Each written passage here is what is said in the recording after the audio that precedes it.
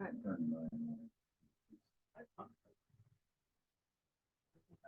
Can you hear us, Mark?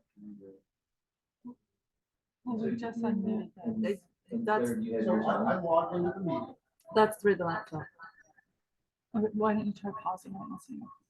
So, Maybe. yeah, that's from me.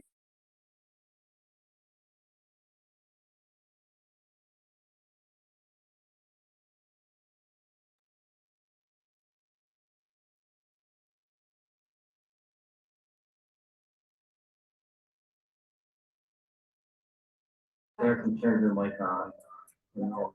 Uh, People will hear us. Historic preservation is on.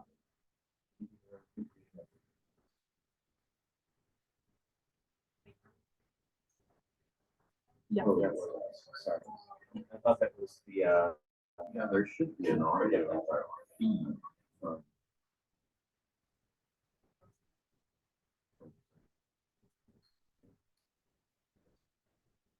Is that was the one? She's there.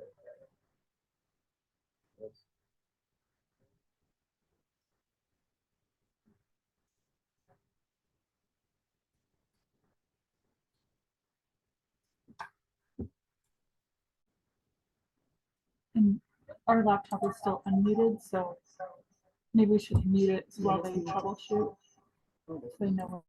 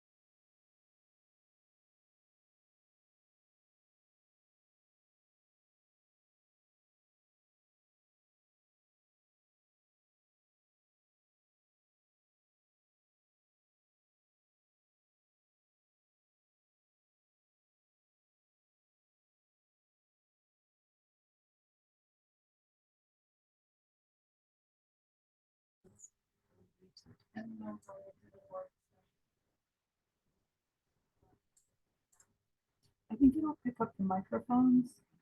We have speakers right here that will go right back into that mic probably. Would maybe one of the board members test the mic and we'll make sure. Someone online, can you hear both the board members as well as staff? Mark, can you hear us from here? There we go. Okay. So we are, yeah, I can hear it.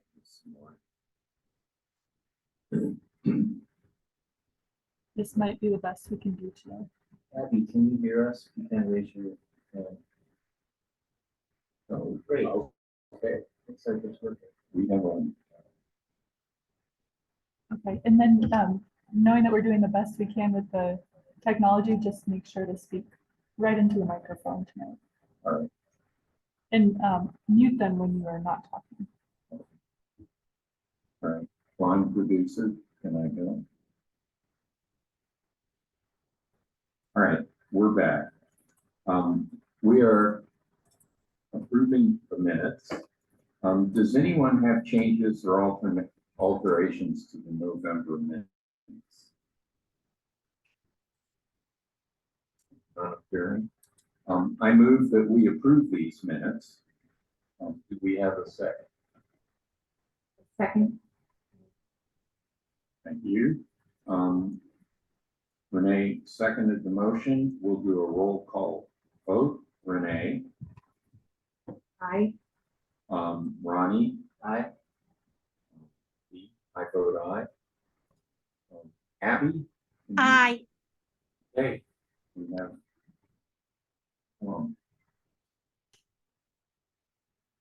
Thank you. And I realize when Abby speaks, she's going to be coming through this computer, which might be hard to hear. So if we need to move the laptop closer, we will do that. But she should be pretty clear through the recording.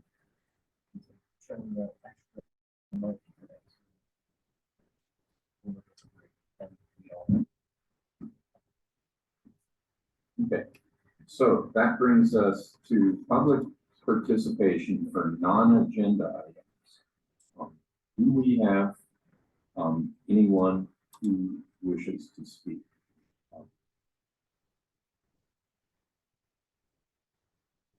Yes, we have Lynn Siegel in the audience.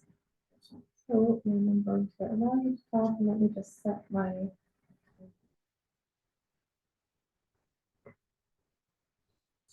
So, when, I will have to swear you and then we'll start your time. Can you hear me?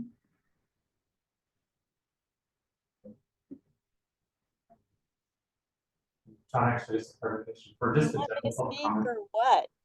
I don't know what's going on here. Well, then we don't swear. We're in just a moment. You want me to speak? Say a couple things so we can test the volume. How What are gives? Lynn, I we're- don't understand. I opened up the mute. Open me as a panelist. Do you want me to speak? Yes or no? we can hear you, Lynn. It's just that we're trying to get you to come over the speaker system, so just give us 1 second. Thank you. And we will wait to start the clock. Okay. I already got on time to the OSBT and they rejected my comment. So I'm pretty upset. I'm speechlessly angry actually right now. I raced my bike from seeing Tom Check. So all I'm here for is see you. And I can't even do that. I have to rush around for your strict Lynn, rules. we can hear you faintly, but if you could just hold your comments until we start the timer.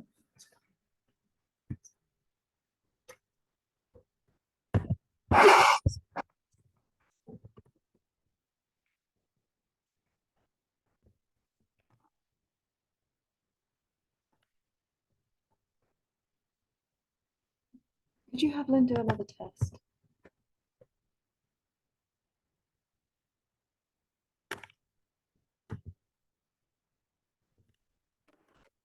Like, this might help. Maybe. I unmuted myself again. Can you hear me?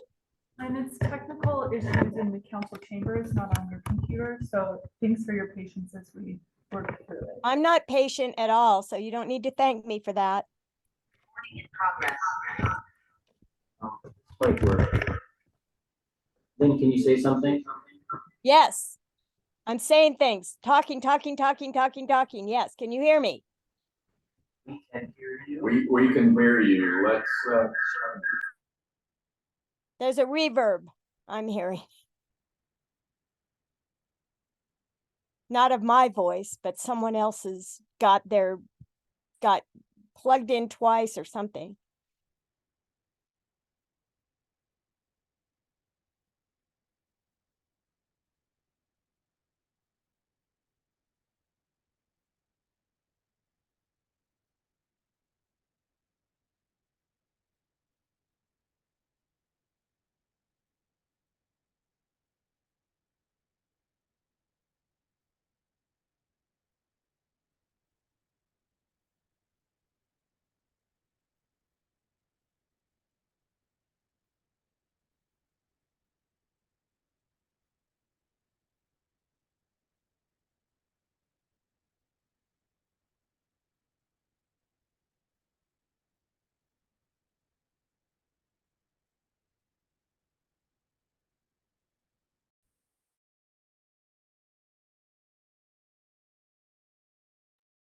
Third time unmuting. Can you hear me? Can you hear me? Third time unmuting. And that was an unmute prompt, not unmute on my computer. I unmuted on my computer also at the beginning. If that helps with your technical issues. Thank you, Lynn. Can you hear us? Yes, but there's an echo behind you. It's Honey. okay. Your time is starting. It's 2 minutes and 36 seconds. I'm not going to start until it's 3.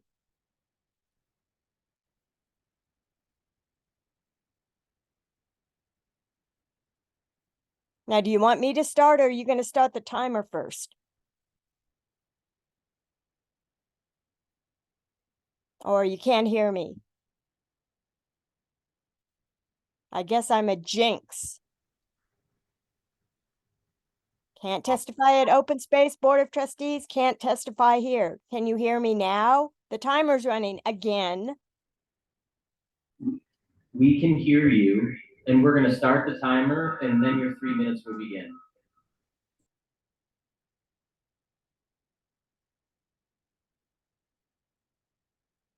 Okay.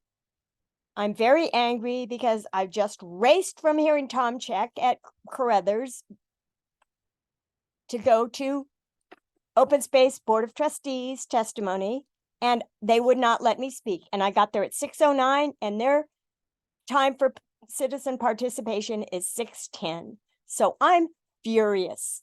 So now I come here and it's now, I don't know what time, 6:25, and this was supposed to be 6:15. Can you people please have some variability, some flexibility for your speakers? You have no one else that comes and speaks to you. So why can't you be a little bit flexible till the next space between agenda items or the end of the meeting or something? There are other people that have lives besides you. I know that you have very busy lives and I appreciate all your hard work, but have some respect for my hard work too. And I only get 3 minutes with you and you've got 4 or 5 hours here. So please have some flexibility. It's pretty simple. The next agenda items or the end of the meeting. You know, if someone's trying to juggle 3 meetings, one because of Hanukkah, which I'm not respecting today, I love Israel. But you know what I want to say at this meeting is the best thing that we can do in the United States for Boulder, the city of Boulder, for landmarks. Because we aren't going to be here at all the way things are going in Gaza. Israel, I love Israel, but Israel is misbehaving big time. Something needs to stop there. And you should be making a statement advising the city council for the preservation, got it, of Boulder itself. I don't hesitate to think that someone's going to come and bomb us to the Stone Age, just like Gaza. It's going to happen. And I don't want to sit here and watch it. So you advise city council to do something about Gaza, to speak up to the higher ups and the higher ups, because we are complicit in the massive war crimes that are happening there. It is unspeakable what is happening in Gaza right now. You talk about preservation. This is massive destruction. It's not okay. And we, the United States, are complicit. And we need to stop it here, right at Landmarks Board. Let's landmark friggin' Gaza. Done.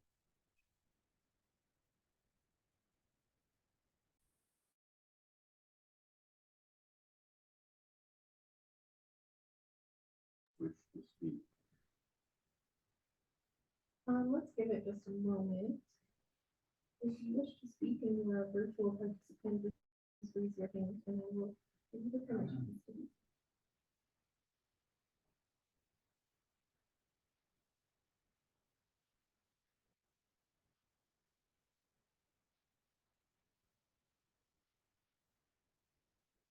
All right, it looks like we don't have anyone else speaking at this time. We will close that portion of the meeting. Discussion of landmark alterations and demolition applications issued in, Marcy, are you gonna, or Claire, are you presenting? Yes, thank you. I'll give an update on the one stay of demolition that we have active right now. So that is the property at 1015 Juniper Avenue, and the board placed a stay of demolition at your November meeting to explore alternatives. And so we met with the applicants on November 28th, which was a good start to the discussion about on-site rehabilitation or relocation, offsite relocation, etc. And so our plan is to meet again in early January with the applicants. And then looking ahead at the calendar, the stay of demolition expires on March 25th, which means that the February 7th Landmarks Board meeting would be your opportunity to schedule a hearing before the stay expires. So February 7th would be a scheduling conversation with the board, and then March 6th would be the last regularly scheduled meeting before the stay expires if the board wants to take action. And Abby attended that meeting. I don't know, Abby, if you want to add anything for your fellow board members about the conversation, you're welcome to. Well, just very quickly, first of all, can you hear me? Yes, I can hear you. Thank you. So I thought it was a productive meeting in the sense that it was very candid. Marcy did an excellent job explaining what a stay is, what we're going to try to explore, what potential options might be. I think, Marcy, you did an excellent job explaining, you know, that the board made this vote based on believing there's probable cause, it's eligible for a for designation, that there's probable cause for that. And I think that it was a very candid conversation. And I think that the applicant shared sort of that it was marketed as sort of virtually a tear down, and the owners bought it with that intention. So, I mean, I felt like we got more information from the applicants on behalf of the owners, but I do think a second meeting, especially if that includes a site visit, will be tremendously important.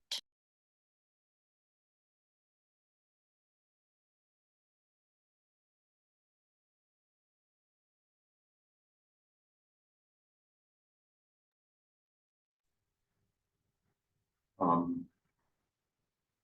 right. We will move on. We will move to the public hearings. We have item 5A, which is a public hearing and consideration of a landmark alteration certificate application to construct a perimeter wall and fence and other hardscaping at 946 Spruce Street, a contributing house in the Mapleton Hill Historic District, pursuant to section 9-11-18 of the Boulder Revised Code 1981. The owner is Mary Beth Emerson and William Bishop, and the applicant is Laura Baker, Marfa Landscape Architecture and Construction. And staff will give us a presentation of this issue. Great, thank you, John. I'm going to go through the quasi-judicial hearing procedures. All speaking to the item will be sworn in, and board members will note any ex parte contacts. Then I'll give the staff presentation. After that, the board may ask questions. The applicant will have 10 minutes to present to the board, and the board may ask questions of them. We'll then open the public hearing. After all members of the public have made comments to the applicant may respond to anything that is said, and then we'll ask everyone to mute while the board deliberates. Motion requires an affirmative vote of at least 3 members to pass, and motions will state findings, conclusions, and recommendation. And a record of this hearing is available in a couple of days as a video recording, hopefully, and the official record would be added to the records archive within 28 days, usually sooner. So, John, I'll pass it back to you for ex parte contacts. The board requested that we note who has reviewed this previously, and Chelsea, who is absent today, and John reviewed this at LDRC on October 4th. So back to you, John. Great, thanks. Okay. Ex parte contacts, Ronnie? None. Renee? None. Abby? I have none. And I was one of the LBRC reviewers, but I have no ex parte. Just know I will pause between people online talking and us talking in order to avoid the feedback there. Just 2 steps to make that work. there's actually three, Ronnie, because I need to mute this too, so we'll Okay. give each other the thumbs up. Well, yeah, I'll allow that time before Thank I ask that. Okay, so the criteria for review are outlined in the Boulder Revised Code under 91118B and C. The review is to ensure the proposed work preserves, enhances, or restores and does not damage or adversely affect exterior architectural features or the historic value of the property, that the work proposed is architecturally compatible with the character of the property, and that the Landmarks Board considers the economic feasibility of alternatives. The options today are for the Landmarks Board to approve the application. This is subject to a 16-day City Council call-up period. You can also deny the application, which would be subject to a 30-day period in which City Council could request to review the decision. A denial would mean the applicant could not submit the same application within 12 months. And the board may also allow the applicant to withdraw. So this is our process so far. As we mentioned, Chelsea and John reviewed this at LDRC on October 4th.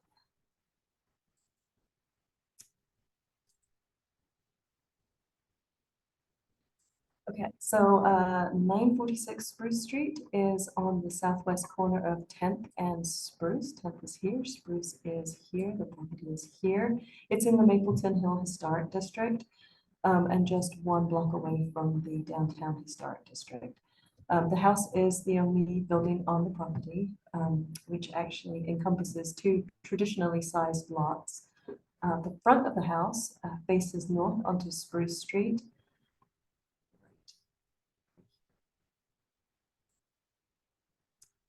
The house was constructed in 1890 in the Queen Anne style. It has typical Queen Anne elements such as asymmetrical and vertical massing.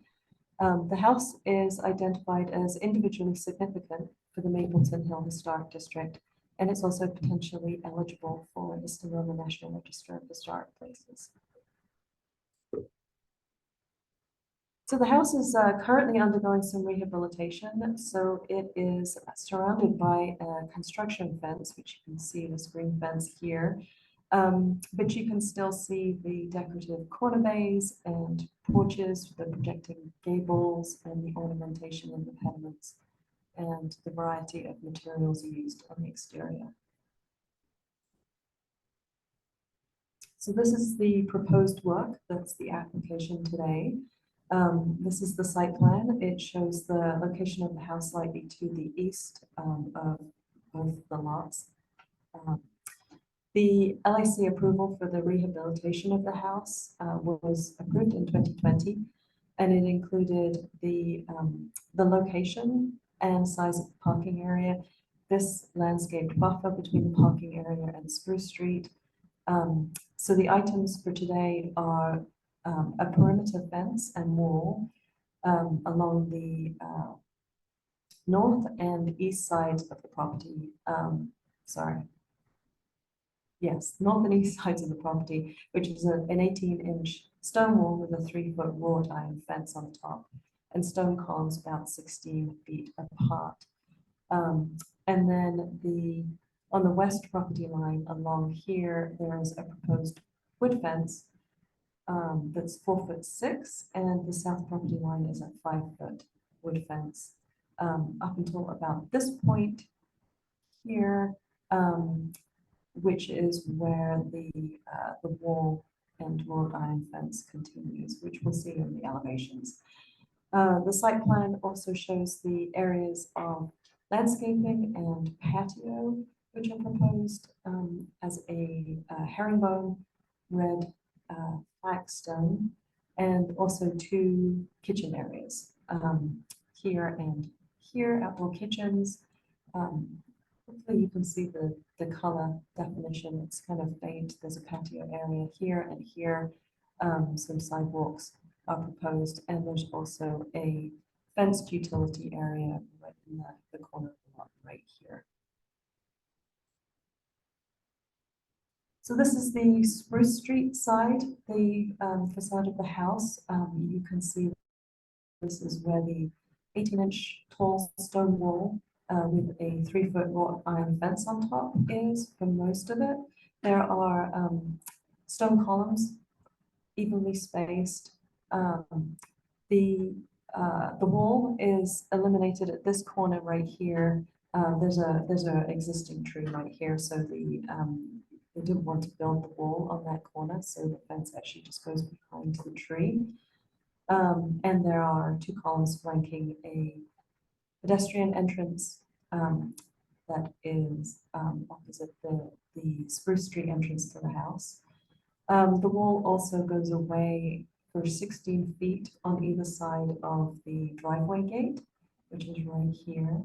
And that's where this is the gate here. The columns at this point are dropped in height to account for the site triangle at that point. And then the wall picks up again at this end, where it meets the wood fence, which we'll get to on this side. This is an enlargement of the pedestrian gate, which is aligned with the Spruce Street entrance to the house. And this is the typical proposed elevation of the wall. It's showing the 4'6" stone columns and 18-inch wall with the fence on top. Okay, moving around, this is the east elevation. So this is the 10th Street side of the house. Again, you can see that that tree is there with just the fence between those 2 posts. And then the wall and fence actually steps down at this point to maintain the 4'6" height. There's an additional pedestrian gate aligned with the 10th Street entrance with stone columns flanking it. And this elevation includes a patio area that's about right here and an outdoor kitchen, which you can maybe see on the plans. This is right here. So this is the enlargement of the pedestrian gate leading to the 10th Street entrance steps and the outdoor kitchen, which is proposed to be stone to match the perimeter wall. Great, so the south elevation is the interior of the lot.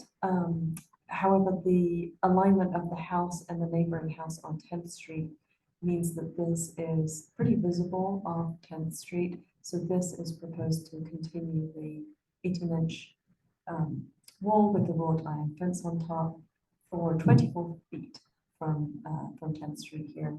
And then the fence begins when the visibility is lower. This elevation also includes a patio area and outdoor kitchen, which is screened from view.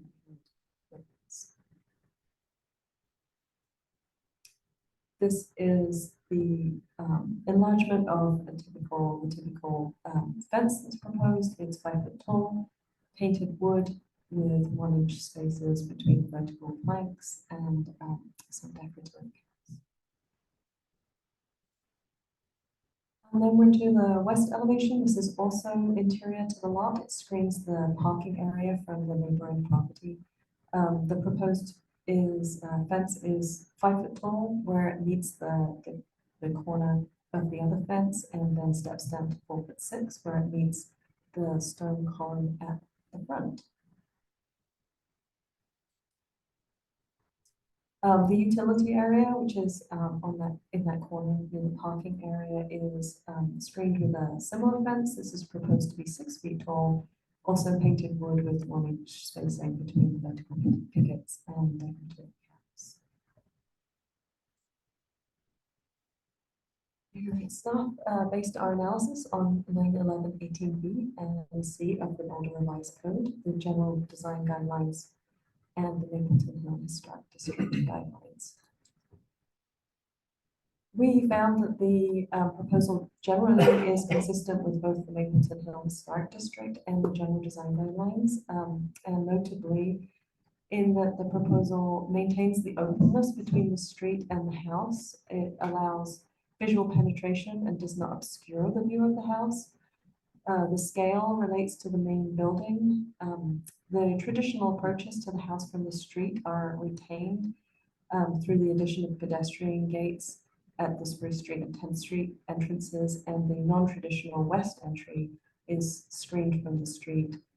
The proposed walkways are perpendicular to the sidewalk, and the patios and walkways use a simple and traditional patterned red flagstone. The proposed materials for the fence are wrought iron, stone, and wood, and are traditional and commonly found in the district.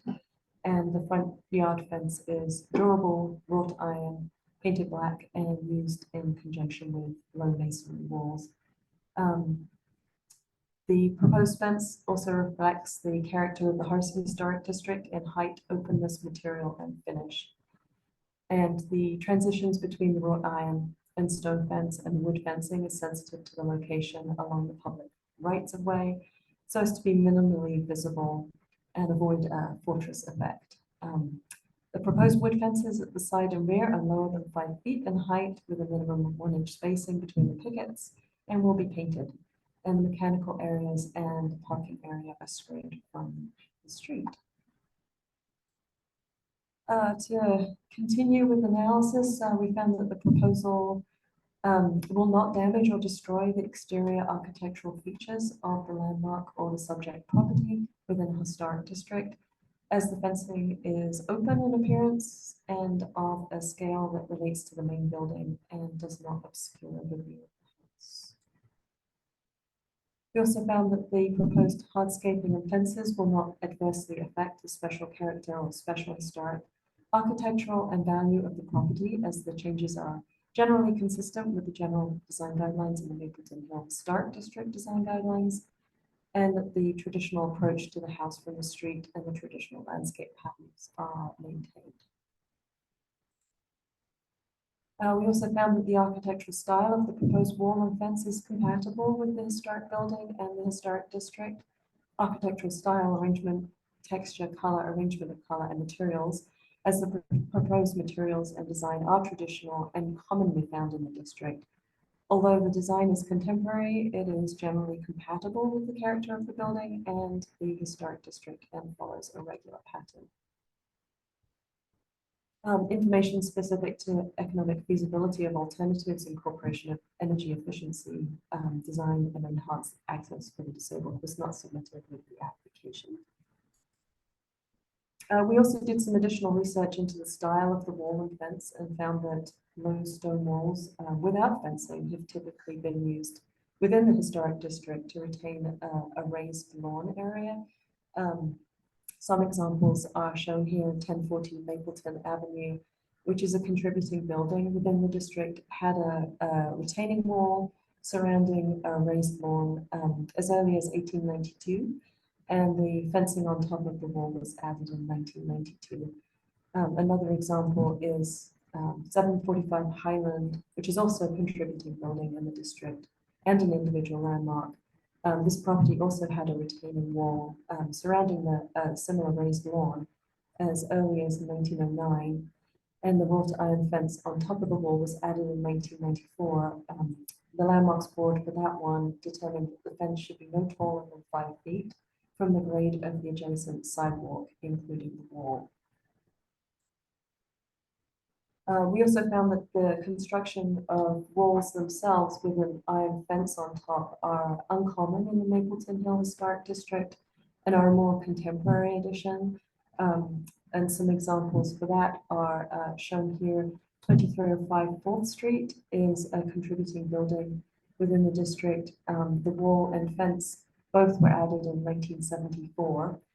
And also 627 Pine, which is also an individual landmark within the district, had the retaining wall and fence constructed in 2007. So while the district guidelines state that fences across the front of the house should be 36 inches or lower, staff considered that the total height of the stone wall and wrought iron fence at 4'6" may be appropriate in this location. It's a large house and vertically oriented, which is typical for a Queen Anne style, and is well balanced by the fence that has an open appearance and a scale that relates to the main building. The guidelines also note that heavy brick posts are generally inappropriate, but that fencing used in conjunction with low masonry walls are appropriate. Staff research demonstrated that the widely spaced stone or brick posts or columns with fences on top are not common in the Mapleton Hill Historic District and are generally contemporary additions. But the stone columns proposed are widely spaced, so they do not obstruct views of the house and allow for a discrete transition between the wrought iron fence and the wood fence at the rear and side of the property. The durable wrought iron fence used in conjunction with the masonry we felt may be appropriate at this location for a house of this scale. And also the general design guidelines state that where fences were not traditionally found in the front yard and where the streetscape character is defined by open front yards, the introduction of new fences in the front yard is inappropriate. We found that a post 1929 image of the house showed an open lawn. However, the 1892 image shows the front of the house enclosed by a low hedge and horizontal wood fencing at the east and west sides to enclose the backyard. We also felt like that the location of the house at the transition between the Mapleton Hill Historic District and the more commercial downtown district created a modern need and desire for fencing. So we determined that the open fencing and perimeter landscaping proposed may be appropriate in this location. And finally, the location of the house at the transition between Mapleton Hill Historic District is seen here, which was one of our determining factors. So staff recommends that the board approve the landmark alteration certificates.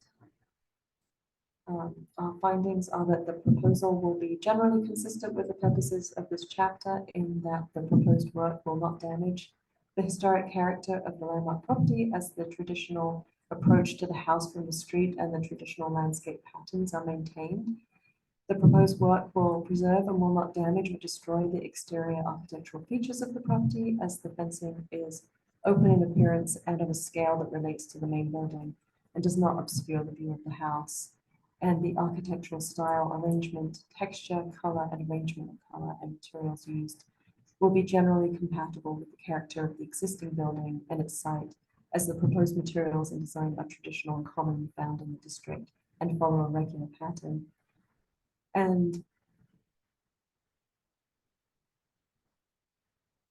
we have that one. No?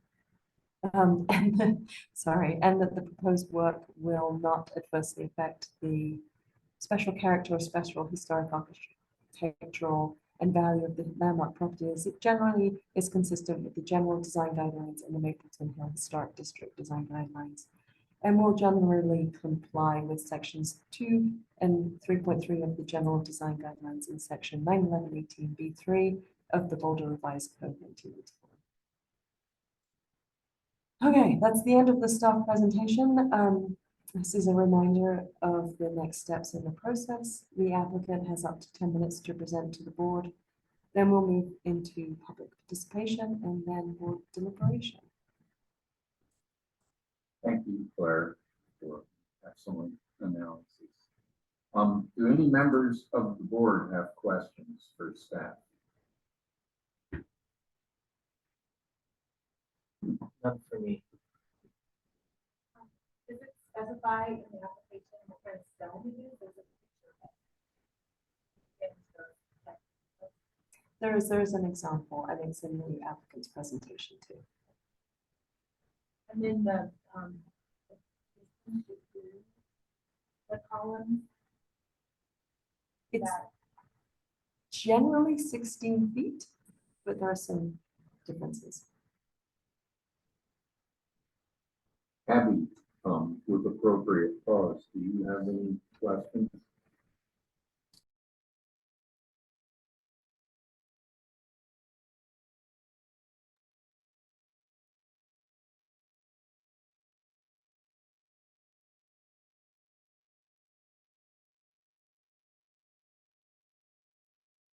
Sorry, John, were you asking me?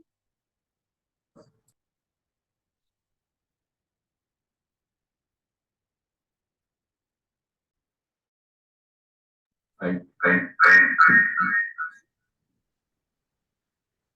believe Abby's having mixed ability to hear us. Well, I can actually hear you now, and I don't have any questions for staff, but I just want to, before I forget, to mention this during deliberation. I thought the renderings from the application were stunning. I thought they were gorgeous renderings. Thank you. Yeah. Okay. So applicant presentation, is there any member of the applicant group? Yes. You are. Okay, Luke, I will have to swear you, this is a quasi judicial hearing, and before you start speaking, state your full name after you've sworn. You have to. It's not gonna work. You have to agree to tell us the whole truth as you know it. And then state your name and proceed, and you have 10 minutes.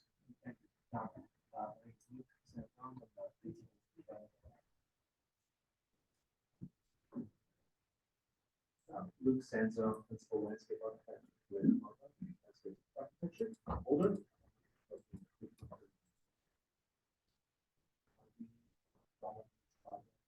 Here, create a landscape plan based on the approved site plan that for the original building.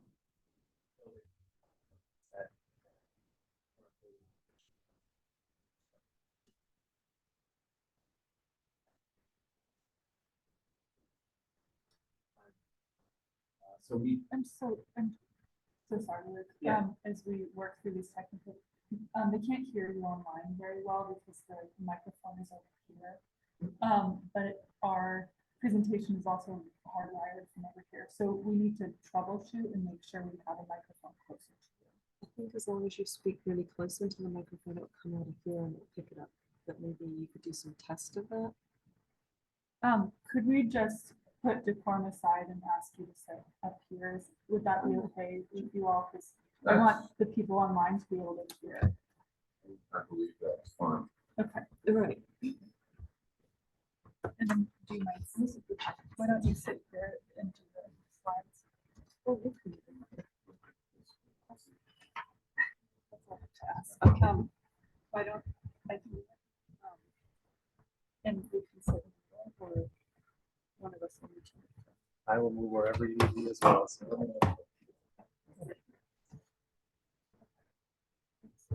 Sure.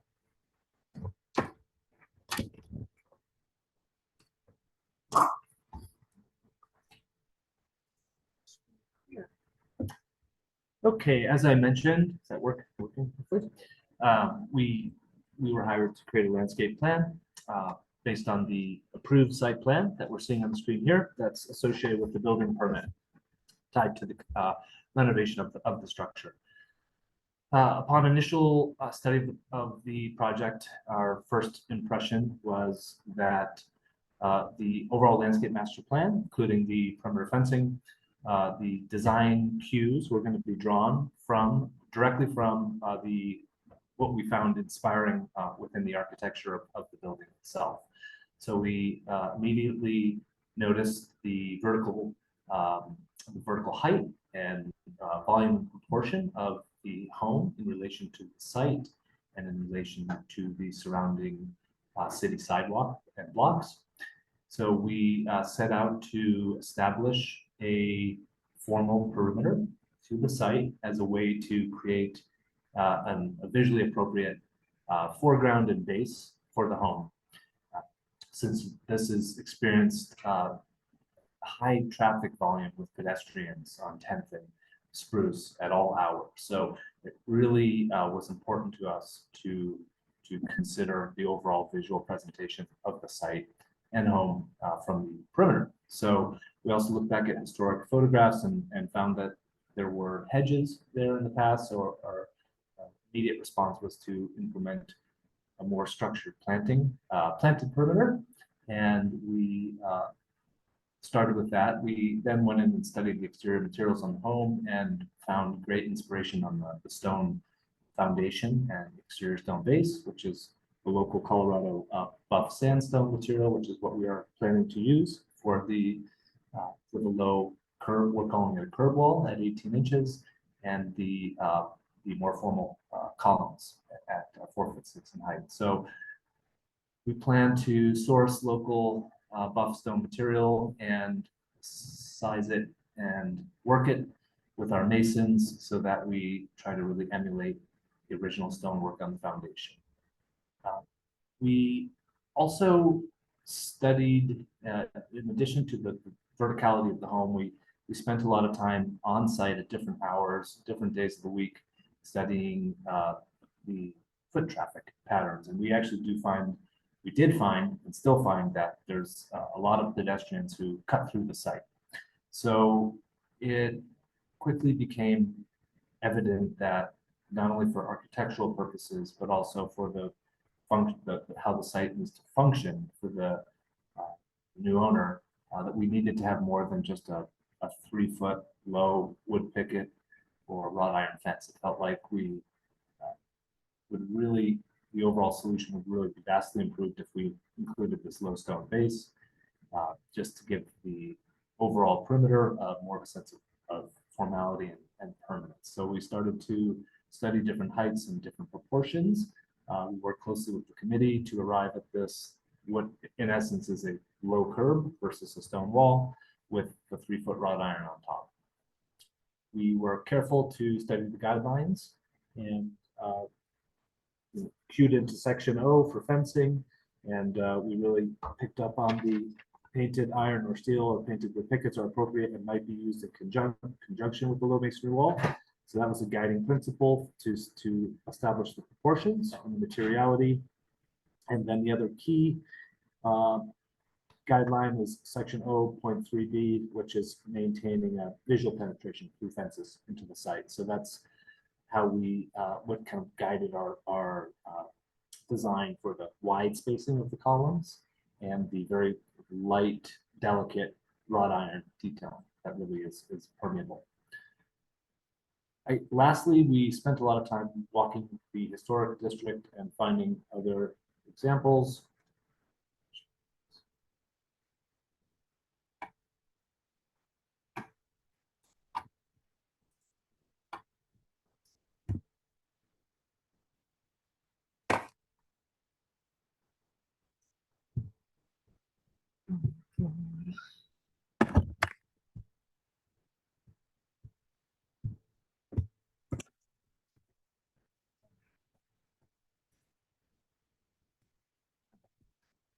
Let me see if you're welcome to keep talking. So we studied other examples in the neighborhood, ones that Claire brought up already.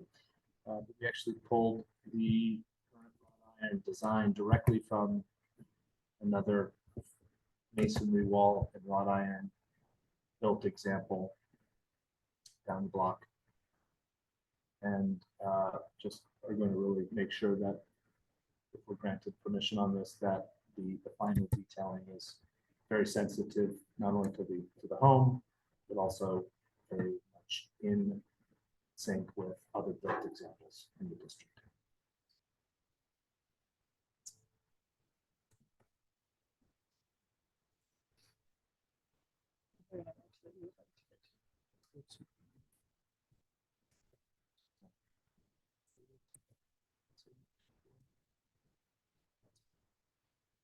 These are some of the examples we found within the immediate blocks surrounding the property.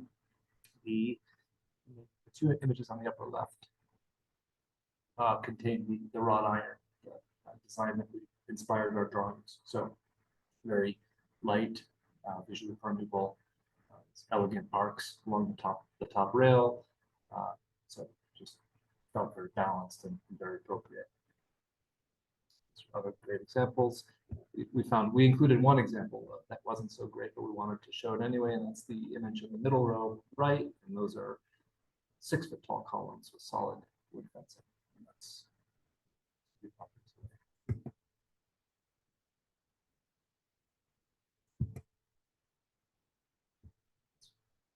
That's it. Thank you. Okay, thank you. Do we, as before, do we have any, board members who wish to request?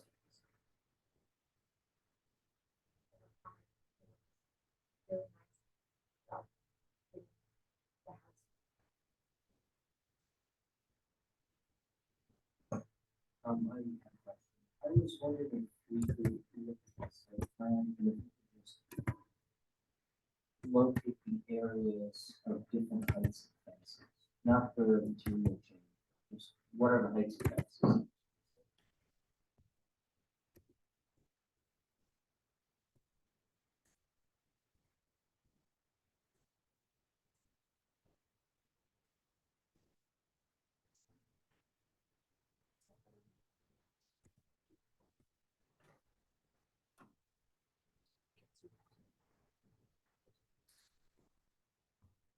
If I point to the screen. Yeah, Okay. actually, before I answer that, Marcy just said that I don't think it's on video, and so you might have.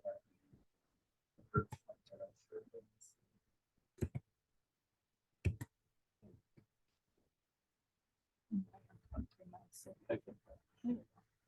Okay.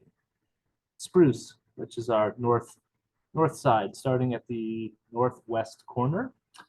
This is where we'll start with a stone column, 4'6" in height. We'll have a short cadence of column, low curb, wall, wrought iron, and column until we get to this site triangle. That's that light mint green visual indicator. That's our site triangle. So at that point, by code, we have to drop anything, you have to drop down to a 30-inch max height. So we drop things for anything that's solid. So we drop down to low wrought iron and stone, low columns at each side of the driveway gate. The driveway gate is, I believe we're 30 inches in height there. That continues on the east side of the driveway until we exit the 15-foot site triangle, at which point we have a 4'6" column and another one that's the main entrance walkway to the front porch. From that point due east, we start our rhythm of 4'6" columns, 18-inch curb wall, and 3-foot wrought iron up to the corner at 10th. At that point, we are just wrought iron, framing this tree. This is actually a proposed tree in this corner. We wanted to leave this open without the low stone curb and to frame this tree and create a nice peekaboo view into this beautiful front corner of the home. Heading due south, we can just continue with that rhythm of low curb, column, and wrought iron all the way down to the southeast corner. We then turn due west and head, I believe 25 feet approximately to and that'll be our last stone column, and that's where the wrought iron ends, and that is more or less in alignment with the neighboring house immediately to the south and the front porch, east-facing porch of our property. At that point, we pick up our 5-foot tall picket fence. We run that back to the southeast west corner, and then that turns the corner and heads back up to Spruce. That's great. And the utility fence is on the south side of that structure. Yeah, so that is our utility / trash recycling compost enclosure. The back side, the south side, is going to house cold air handlers for the home, screen them and give us a surface to mount to, and then the front will be this picket style gates to match the fence, and that'll screen the trash bins. And just for confirmation, on the right-hand side of this drawing, that's an alley? No? No, there is an alley that comes up, I believe, right here. This is a neighboring house with a small side yard.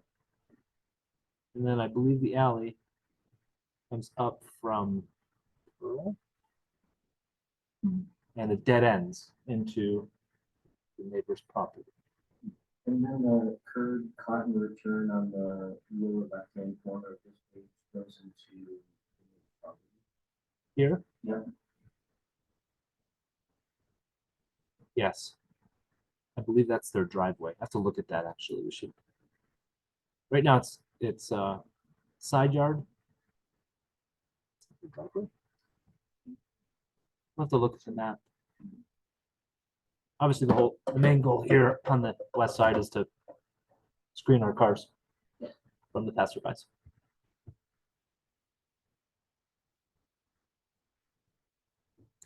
I wonder if there's the vicinity map for the Go back to the photos. flat. The neighborhood. Have a couple of photos taken from Spruce to the west, looking back due east through that neighboring property at an angle. There we go. So are there any alleys that are adjacent to property? So it's a half block away, so. Okay. Yeah. Great, thank you, sorry. I think that maybe that's a driveway that runs due north and butts into the proposed fence, but not an alley.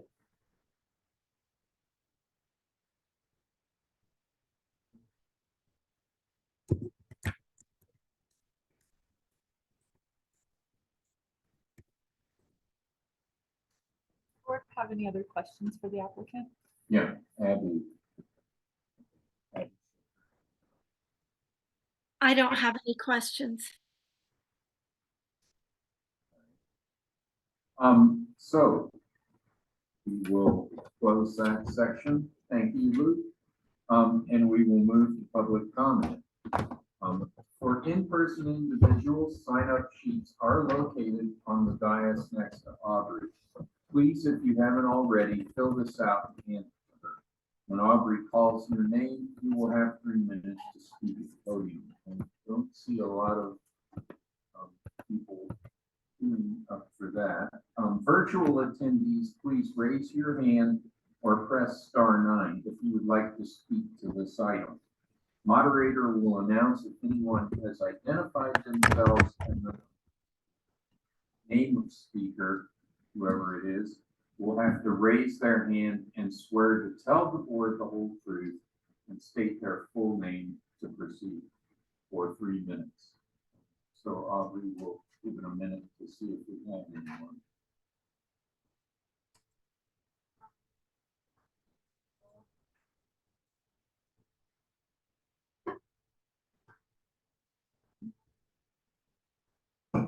Lynn Siegel, we will allow you the microphone. I think Aubrey will unmute and give you the option to speak. And when the clock starts, your time will start. Well, and this time, Lynn, I will have to swear you to tell the truth, which you can just say when you open and then state your name, and then the clock will start.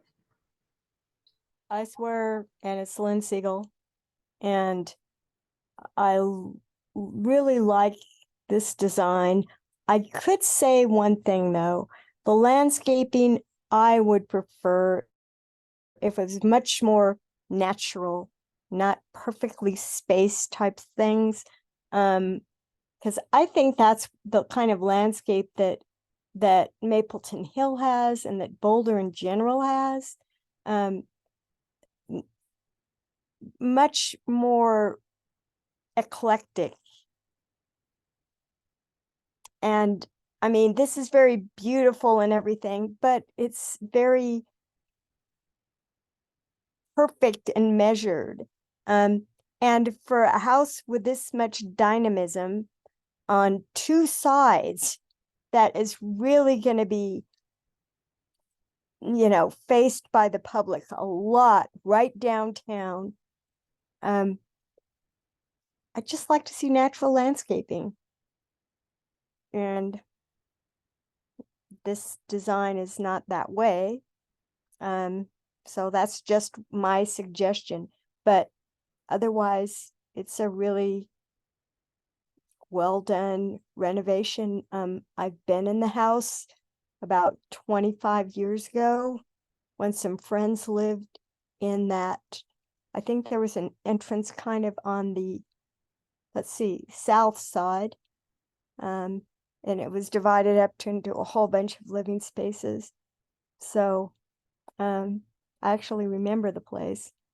But it would be nice if they put a sign on it, because I went today to see exactly where it was, and Landscape Landmarks did the house next door at 934, but there was no way you could see a number for this house. And I know it's the house, but maybe everybody else doesn't. So just a suggestion. So thanks. It's really a very beautiful job. I like the columns. I like the fencing. Except that I'd rather there wasn't fencing at all, but if there has to be fencing, then, you know, fences also trap, you know, burglars inside a property too. So it's actually not, fences are not all they're cracked up to be, in my opinion. But what you've done is very fine, and it looks like it meets the guidelines. So I support it. Thanks. Done. And Do we have anyone else?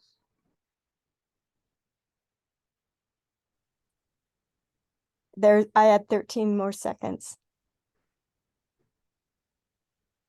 I would say also, the most important thing is that we do something about Gaza, because there's no purpose in spending $5 or $10 million on fixing this house up if it's going to be blown to infinity in the rubble, which it will be.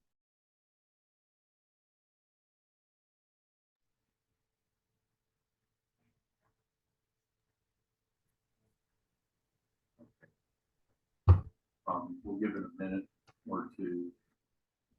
For public comment.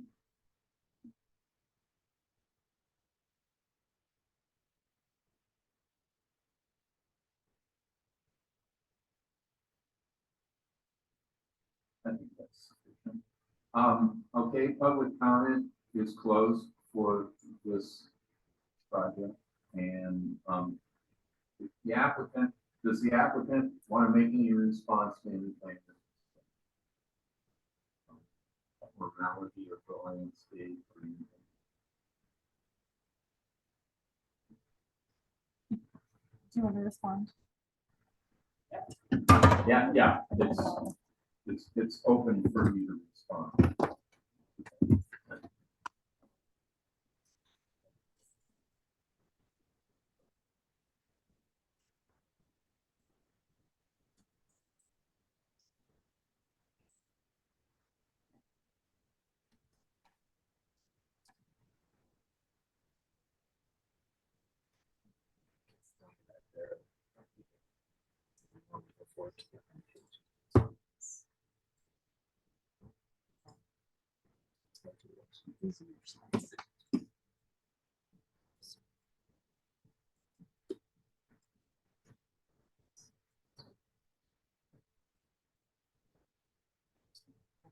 So just in response to the planting style, we focused on mainly showing the vertical elevations from the street public view in, but once we're inside of the yard, we're going to be very carefully designing perennial shrub and tree beds that we feel are very not only appropriate for Colorado climate, and that they'll be in areas where there is sun exposure. We'll be very careful to use xeric plantings that absolutely minimize the demand for water. We've also started to study the microclimates that we're finding on site. We are finding some shady, cooler pockets that will just have more ambient moisture. So we will be utilizing things like hostas, geranium, and then in the very hot, dry areas, particularly in the south portion of the yard, we're going to implement grasses. But most of the perennials that we'll be using would be considered to be more formal, English garden, very period appropriate, but also used in a proper way, are very, very resilient and appropriate for the Colorado climate. So while the perimeter border of the low hedge will maintain formality, the actual layout of the plantings within the perennial beds surrounding the home will be much looser and naturalized.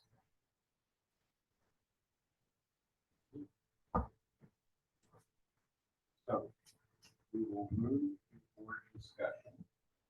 And, everyone else, should be discussion. Allotted approximately 30 minutes. Audrey.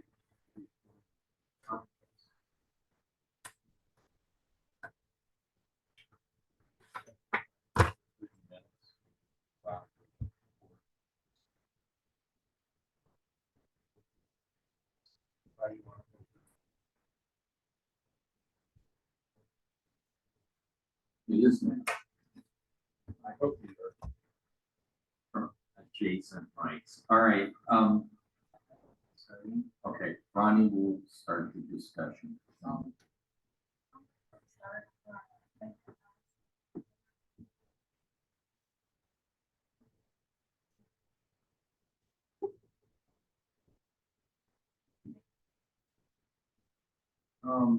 I was wondering if you could pull up the last site plan image that we looked at. And it shows the largest context. And I think actually the one that shows kind of neighboring. So Luke, I think that this is an incredible design. You know, preferences aside about what types of plant materials, et cetera, that people might have opinions about, I think that your application is very coherent, well thought out. I think the design is spot on for the character that you're going for. And I think in general, it's approvable. I plan to support your application. And I compliment you on this and know that your team is coming past for other projects. And I continually find that you and your team consistently are thoughtful in your design, application of landscaping, and inclusive of fencing and other components in historic districts. So I just wanted to share that. The one thought that came to mind for me is about the way in which the fencing material is kind of honoring adjacent properties. And I think on the image here on the east side of the property, there was an interesting and I think appropriate response to the neighbor's front. And that is that the fence returns and it maintains its kind of open air fenciness. And before it turns into a closed fence, it has a transition point. And you chose a great transition point, roughly about the corner of the house for all of the wonderful reasons that you know. My question and thought is really a discussion for everybody, and maybe this will be something that we can come back to you. It's about the second front on Spruce Street, which I recognize there is a desire to shield the neighboring property from parking, which I think is very smart.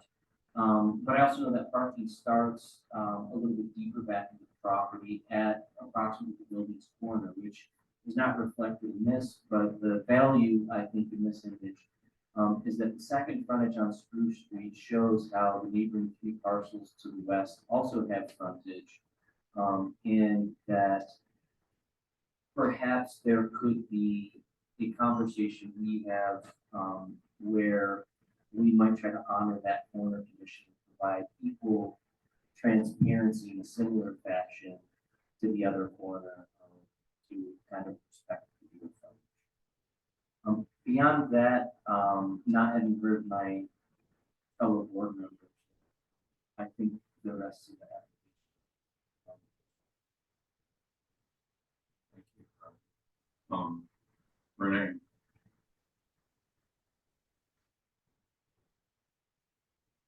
I actually love the design. I appreciated Ronnie's comment on that west side. So I think that's a well thought out idea, to just hold it back a little bit. If the privacy of a, the fencing change does create a little bit of place, especially if parking's there, it's just not gonna be as nice for you to bring it back a little bit, and have a lower fence, or a lower fence there. It could open it up a little bit to the neighbor and not create. Yeah, how far does it come back?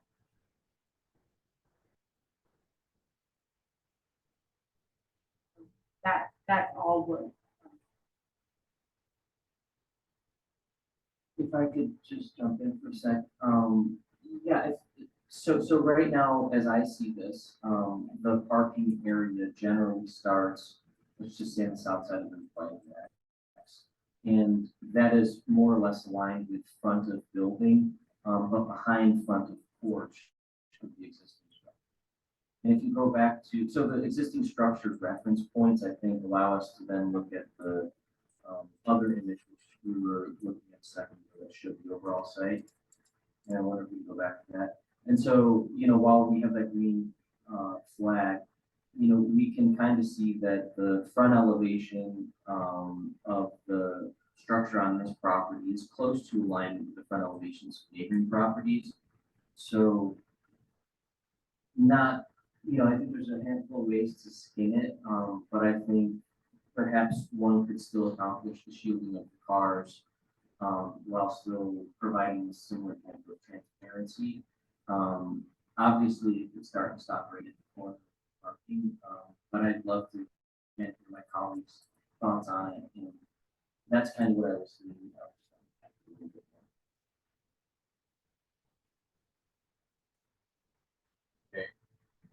Abby? Thank you, John. To be sure I could hear everybody, I also employed closed captioning on it. And not only could I then follow everything, there were some fun spellings of some words that everyone used. So I got a teeny bit entertained as well. I agree. I mean, I think this is a beautiful design. The renderings are gorgeous. I think this is in very capable hands. And I think one of the luxury of our guidelines, and I know there are times when the board talks about the need to look at different historic district guidelines and perhaps work with the residents there to update them. But, one of the luxuries we have with the guidelines still is to look at an individual property and site when we weigh in on these kind of proposals. And I think that there are other properties in, clearly one of the most treasured historic districts in Boulder, where a fence proposed like this might not be appropriate because so many of those yards have, since they were built, been open. But I think there were some compelling things here, unless I misread or misheard Claire's presentation, that not only is there some historic evidence of something on that property that was used as a fence or so forth, I think what we really need to acknowledge here is that the location of this at sort of that nexus of transition between residential to commercial or whatever, that not only is this something I think necessary for the owners and whoever lives there, I think that is something that's totally appropriate. And I know that Ronnie and Renee brought up a couple of good points, but I will be supporting staff's recommendation. I think that this is so beautifully executed. And Lynn, I appreciated your comment about how the current rendering shows sort of a more formal on the exterior, but I also heard that, part of that is the final plantings and all of that will be worked out as the site demands. But I just want to say great job, and I'm pleased to support this.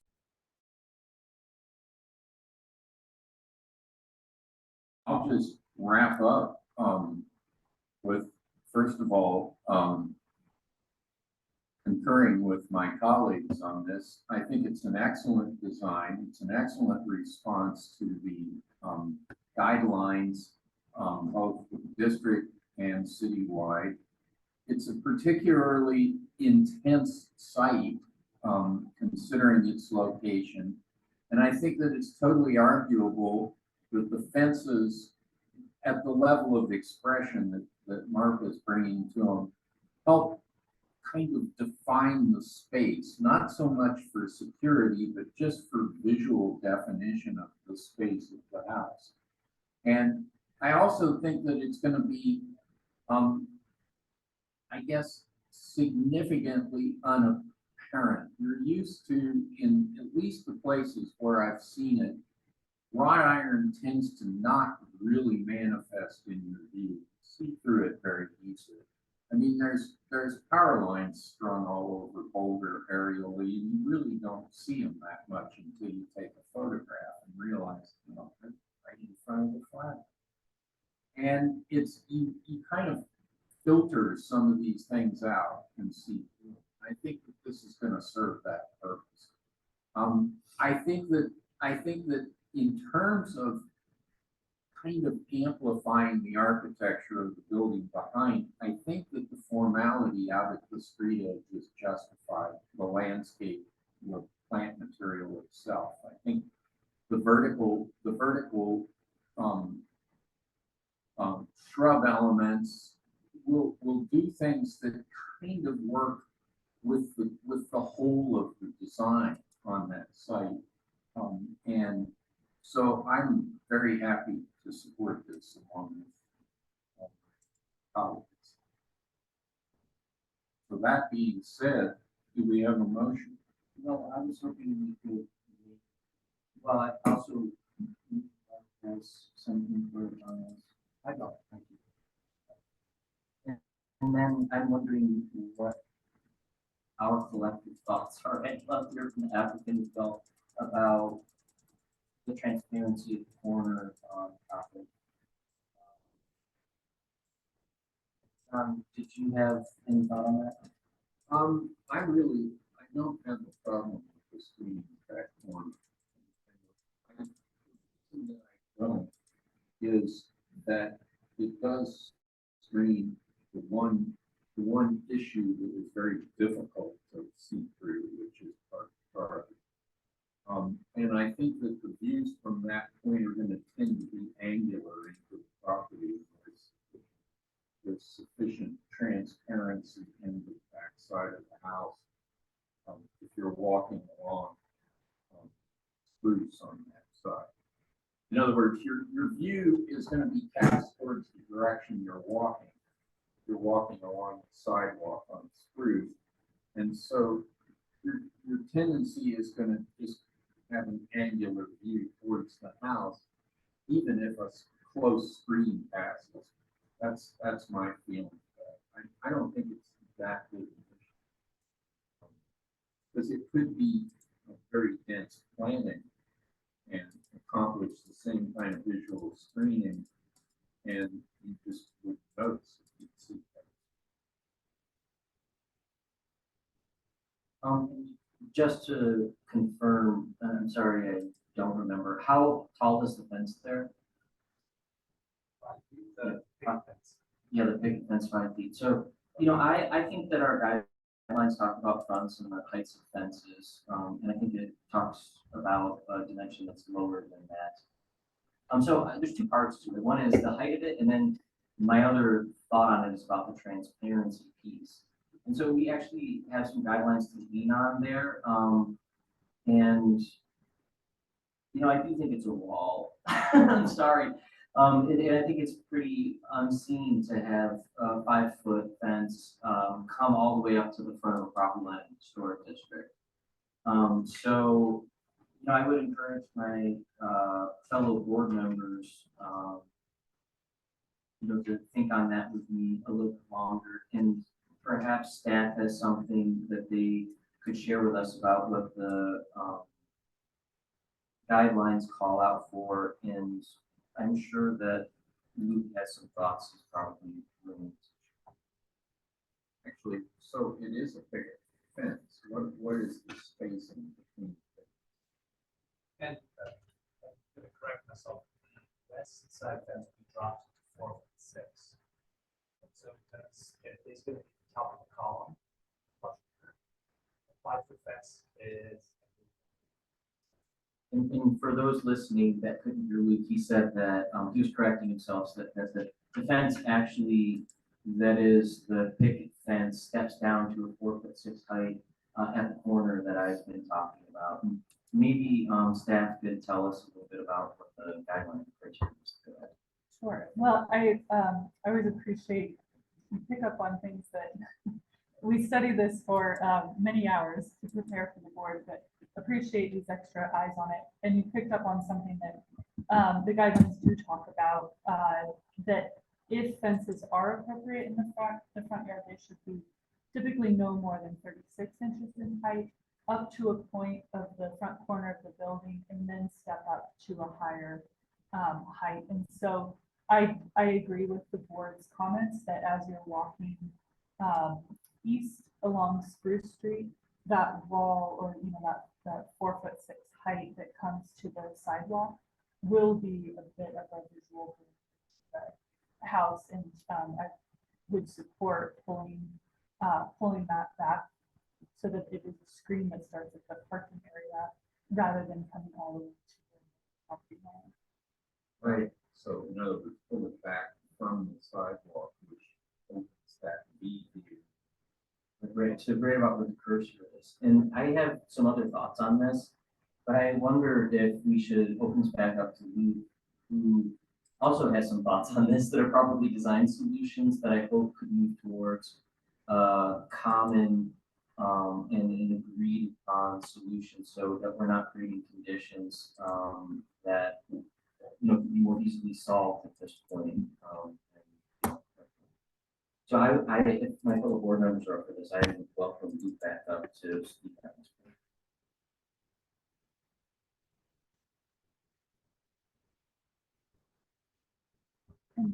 I think we might have to just speak here because then this will pick it up very quick. Okay, if you don't mind speaking. So initially, as we have been discussing, the main goal was to really screen the parking and to screen the driveway. The driveway is always, it's by code, we have to have this many parking spots based on the multifamily code, but it's always felt big to us in relation to the landscape. So we are going to put integral color into the driveway to get it to feel more like buff as opposed to just a big gray slab. So I think that is going to help immensely with diminishing the visual impact of this driveway slab. So the fence was meant to be in addition to that. And then of course the landscaping would be also on top of that. So I actually am thinking about this, and thank you for bringing this up. As I look down into the southeast corner, I can't help but feel like the symmetry and the bookending of this much more formal stone curb column and wrought iron composition will feel more intentional and balanced by turning the corner on the northwest and bringing it due south. I would like to study that neighboring property just in terms of what their conditions are with their driveway and their parking, to just make sure that it does in fact make the most sense to bring it down to the parking, which is slightly south of that front facade. But from a pure aesthetic and design standpoint, I would say the symmetry would be really worthwhile. Turn the corner. That's great. And just to recap, the guidelines call for a 36-inch or lower fence. Typically in front yards, 36 inches or lower, and then step up when it's a side yard at the corner of the house. And then just to talk on this for another second, I think that in my opinion, the corner of the kind of front face of the house where it joins with the porch on this house might qualify as the location in which the fence would change its height. And while this is part of your design, in other applications, a lot of times there aren't large parking pools, and so those side yards get fenced in entirely to the building. In those cases, we often say, well, it should come in addition to the corner back past the first major point of articulation, particularly the bay or whatever. I think this one is unique, and I think that that corner, in fact, is the point of reference. Because this will come up as you analyze it. And that being said, if you were interested in a return of the larger wooden fence at a transition point that might mimic, more transparent fence at the corner, but a partial return to the bike, storage location, to create greater privacy / concealment of vehicles. Some variation of that, I think, is also worth looking at and or approvable. Not that it's a requirement, I'm just trying to give you more tools. Because you have a couple of, I'm just gonna say left to right or east west things happening here that are back behind that point. To include the break point of the first circulation north of the parking stall, and then the north side of the bike stalls. And there could be a different way to address that accomplishes the larger of those would have to occur at the corner. Smaller could happen in front of it. So if you wanted something smaller for those bikes, you could do that. As long as it's 30 inches, 36 inches. Would you consider allowing the low stone curb, stone column, wrought iron combination that would start at the bike racks and go due north? So we'd have one bay of columns, which would very closely match the proportion or cadence of the rest of the columns. So you'd have our northwest column would due south, and then we'd set that southernmost column at the bike racks. And then we'd go to the 4'6" picket fence. Or do you feel like we need to bring the column wrought iron all the way down to the house facade? I think it should be brought back to the corner facade, be consistent with the guidelines. But what I was trying to say is like, wanted to return the wooden fence to the east. You could do that for a short one on the bikes. You could also put a 36-inch fence in front of the bikes. I'm just outlining different tools. Not that you need to do any of that, but I think the start point for the height change, as the guidelines call out, is that in this particular case, the transition of parking and landscaping, because that happens to, in this case, align with the corner.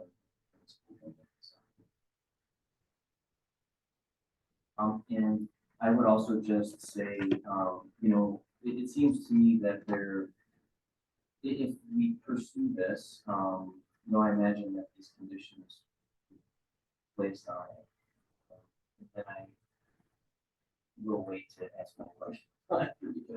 So, yeah. And it sounds to me that the applicant is, thinking that this is agreeable and there's a solution that will work for you. We'll work on it if we approve this at the next level. Correct. We will need some type of.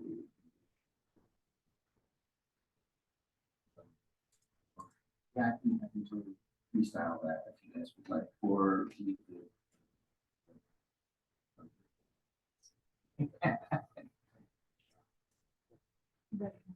And then just before I make up a condition, what's the name of the street? Is that Spruce Street?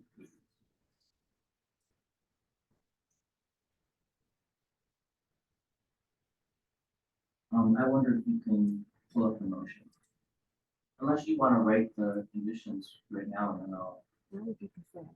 Let's try that.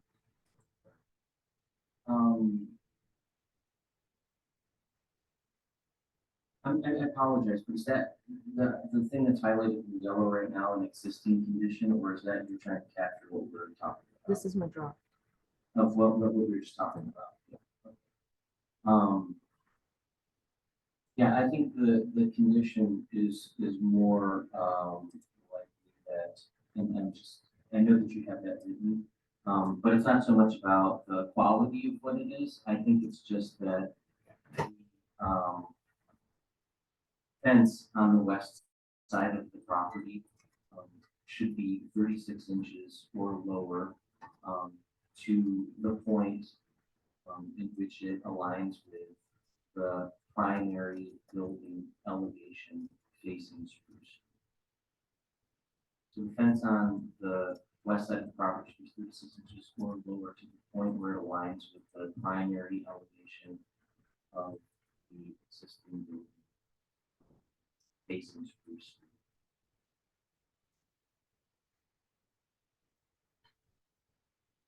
And so the characterization of how you do it and whatever, like, I feel like it's better to leave the flexibility for the applicant to do what you do so well, which is come back and tell us, you know, what the best design is and how to make it competitive. We talked about something. I would say, just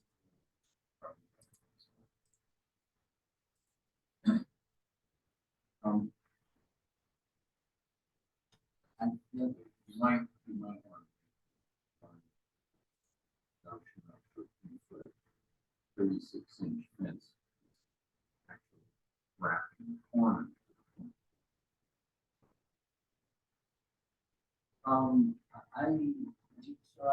I feel pretty good about this. Unless, Well, no, I think that does it on.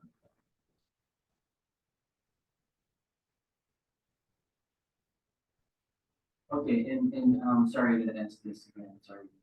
The proposed fence on Spruce Street, how tall is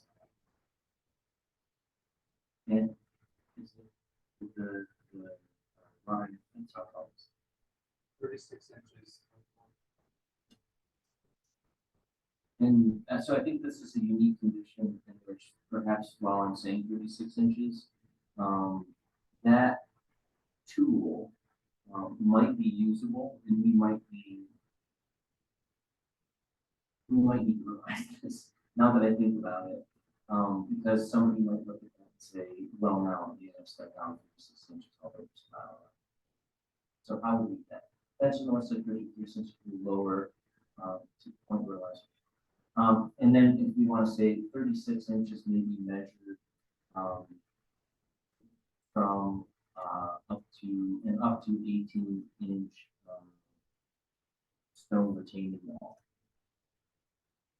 Well, I think there's a simpler way to say it. Is to say that the Spruce Street fence as proposed is allowed to wrap the corner of the same height to the point where it reaches that point in the elevation, jumps up to the preferred screening height.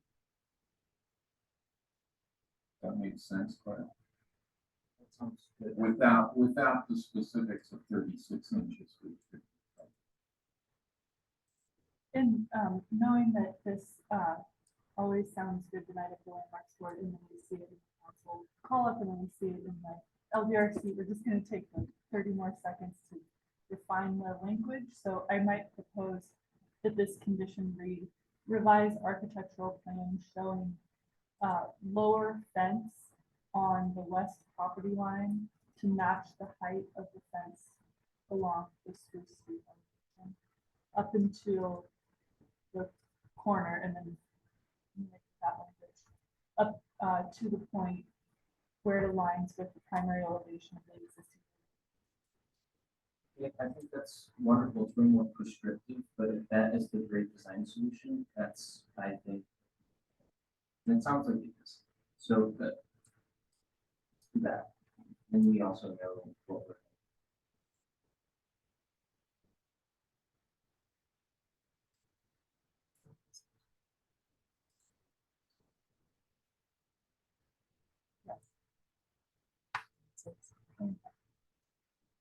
Will the fence of the west property lines match the Spruce Street fence as proposed?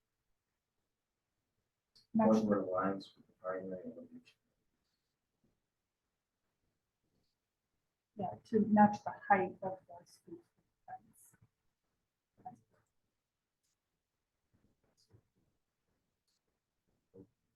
It's over. So.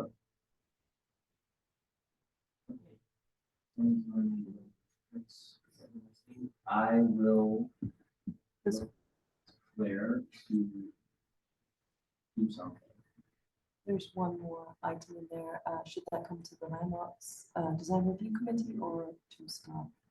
final review. Right, that's what I was gonna talk about after, but it's great that it's here. I think this could come back to staff. I don't think it needs to be. And Abby, you're nodding, we all nodded here, so I think that all board members were. Ronnie, what I think you captured is, I thank you for bringing this up because I don't want to use the word that I had a concern about that, but it was one of the things I noticed more in light of things we've either approved or not approved in the past based on the guidelines. So thank you for giving this so much thought and care.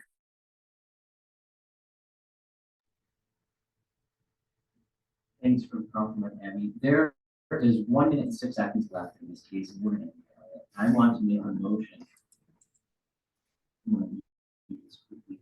I move that the Landmarks Board adopt the staff memorandum dated December 6, 2023 as the findings of the board and approve a landmark alteration certificate to construct a perimeter wall and fence and other hardscaping at 946 Spruce Street, a contributing house in the historic district as shown on the plans dated November 14th, 2023. Finding that the proposal meets the standards for issuance of a landmark alteration certificate in Chapter 911-18 BRC 1981 and is generally consistent with the design guidelines, with the general design guidelines in the Mapleton Hill Historic District guidelines. With the conditions of approval that the applicant shall be responsible for completing the work in compliance with the approved plans, except as modified by these conditions of approval. 2, prior to submitting a building permit application and final issuance of the landmark alteration certificate, the applicant shall submit the following, which shall be subject to final review and approved by the staff to ensure that the final design of the addition is consistent with the general design guidelines and the intent of this approval. Revised architectural plans showing a lower fence on the west property line to match the height of the Spruce Street fence as proposed to the point where it aligns with the primary elevation of the existing building facing Spruce Street.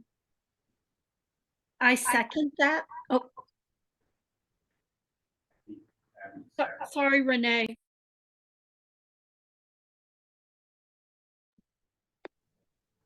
Okay, we will proceed to a roll call vote. Abby, Aye. Renee, Hi. Ronnie, Aye. I vote aye. The motion passes unanimously. We covered next steps at the end of Claire's presentation, so that moves us to matters. So the first issue on matters is rescheduling the January meeting to 1:20. Is there any discussion around this? Staff. Sorry. So the first Wednesday of the new year falls very close to the holidays. So we are polling the board to see if you all would be available to meet on the 10th, the second Wednesday of the month, rather than the third. And we can decide that later, but wanted to do.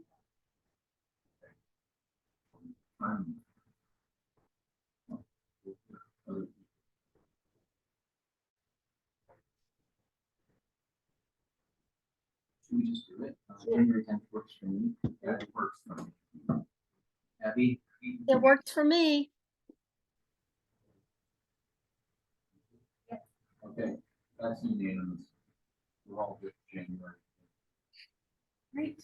And then the second piece is a request that the LDRC schedule for 2024 is right around the corner. So if you are a planner and know of any vacations or birthdays or any other Wednesday that you would like to not be at the DRC, please send those to Aubrey in the next week or so. Now, the joint studies session. Yeah. One thing is, I just recognize Chelsea's not here in that January 18th. Other.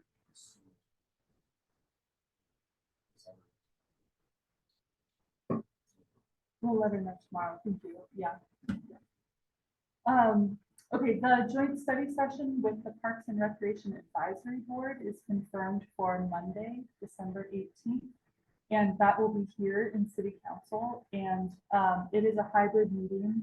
You are encouraged to attend in person, and we believe everyone will fit at the dais. If you can only make it virtually, please still attend virtually. And the purpose of the study session is for the two boards to come together, both hear an update on the proposed civic area historic district process, what's everything that's happened in the last 6 months, and then also provide some feedback on the draft design guidelines.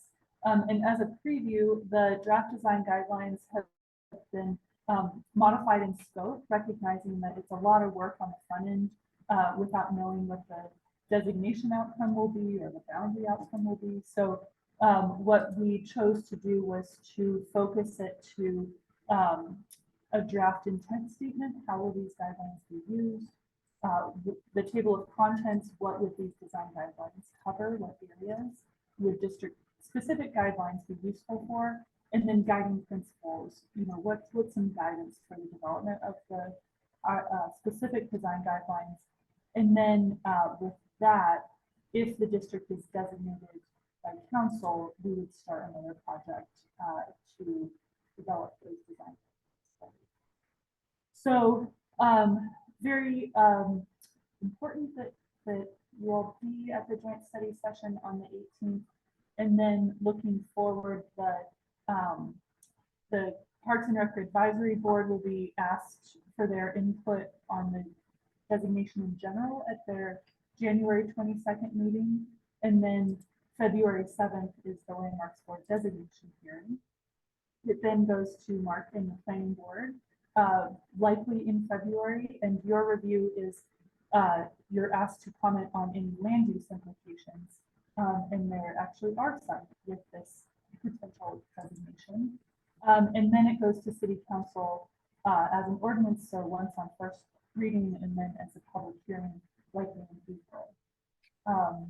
And while I'm giving an update on this process, I'll also put a plug in for the interactive story map that was just published. You might have seen the press release, and it's getting a bit of traction, but huge kudos to Claire. She did an incredible job researching the area, asking you questions, looking at newly accessible documents to try and tell a more complete history of the area. And it's a really neat way to explore it, both with historic photos and maps, but also text too. So if you haven't checked it out, it's a pretty neat resource.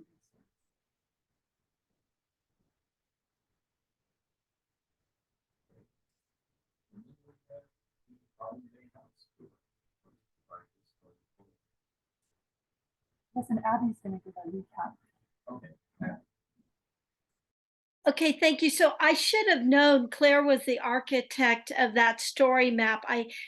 Someone brought it to my attention, and I've been playing with it so much. It's absolutely fabulous. And I see that Leonard Siegel sent the board an email about a app and a walking tour of that district as well that people can take on their own and explore as well. But oh my gosh, Claire, that is the coolest thing I've ever seen, and it's always amazing how much we learn. And speaking of Historic Boulder, this past weekend they had their annual holiday house tour, and this year they focused on small, elegant homes in Mapleton and Whittier neighborhood, and all of them were ADUs with the exception that AG Mead let us go through his fabulous house in Whittier on the way to his ADU. But it was so illuminating. People were so, it brought to life the variety of ADUs. I think most importantly, what it reiterated to the public is that we need to work however we can to have a variety of living sizes and price points for people to live and work in Boulder. And, like I know A.G. Mead's house in the 1900 block of Mapleton, his ADU is considered like the permanently affordable and can be rented at 75% of sort of market rate. So it just shows that we need to, whenever we can, advocate for again a variety of sizes and spaces. And just like anything in Boulder, the two are really just put a spotlight on how creative and innovative architects are here in Boulder, including the three of my colleagues on the board. I mean, it really just sort of blew me away. And I haven't really thought this through or talked very much with any staff member about this, but I think there could be an opportunity during Preservation Month in May, and the fact that this is next year is the 50th year of the preservation ordinance in Boulder. If we could replicate for a few hours on a Saturday or a Sunday in May some of the ADUs, because people are hungry for information, people are hungry to know more about them, see what can be done with it. There were a lot of inspiring ideas, but and maybe work with the appropriate department and others in the city, like who can kind of explain the current code and things, because I just think it really opened a lot of our minds to what's out there in terms of ADUs. And that's it.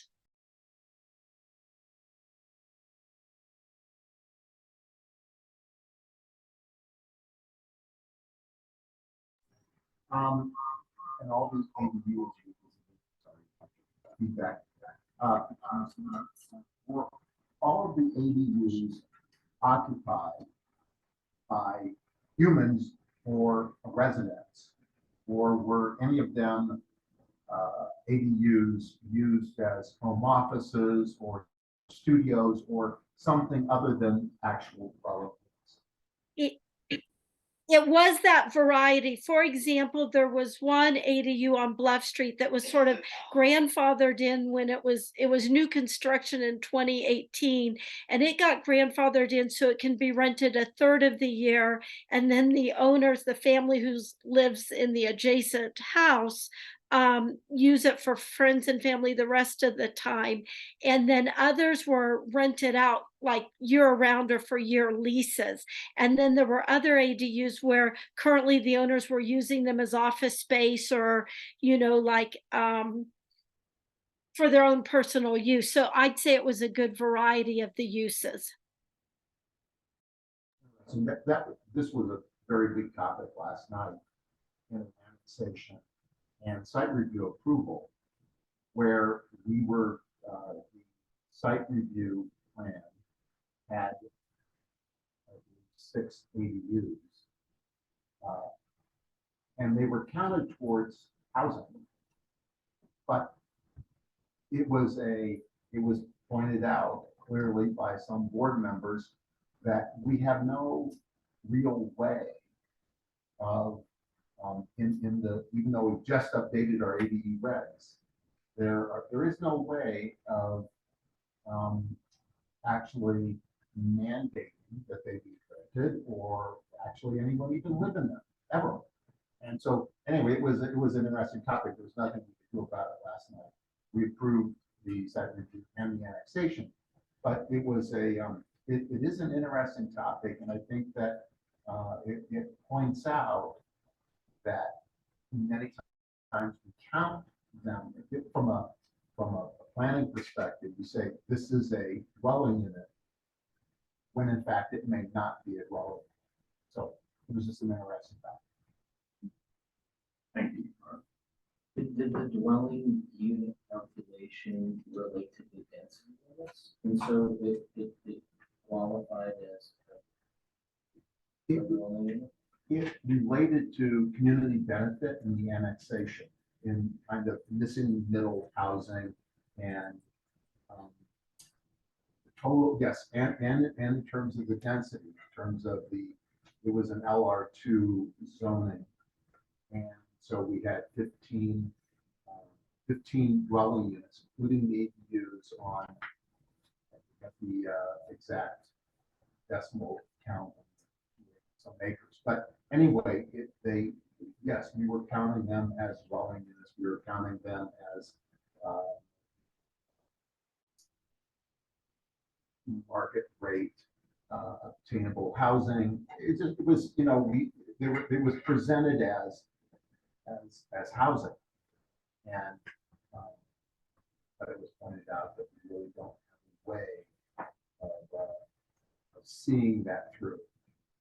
So anyway, it was an interesting topic that, again, it's a bit of a conundrum because mandating what people, you know, how people use that and whether it's rented or your mother-in-law lives there without rent or just anyway, the current code is limited in our ability to see it through as housing.